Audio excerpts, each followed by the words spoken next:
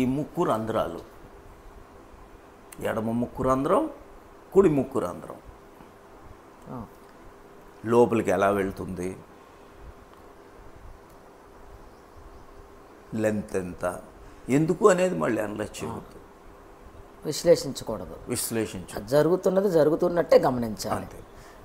So దాని intensity, depth, force, temperature, ఆ వేడి, చల్లదనం, దేంట్లో వెళ్తుంది, లెఫ్ట్లో వెళ్తుందా, రైట్లో వెళ్తుందా, ఎక్కడ తాకుతుంది, ఈ పెదాల పైన పెదాలకి ఎక్కడ తాకుతుంది, ముక్కు రంధ్రాల కింద పై పెదవి, జస్ట్ ఆ triangle area, that's all. This triangular ఏరియాలో, జస్ట్ ఈ triangle area, just triangular area న్యాచురల్గా ఏమి జరుగుతుందో దాన్ని గమనిస్తూ దాంట్లో గమనించాలి.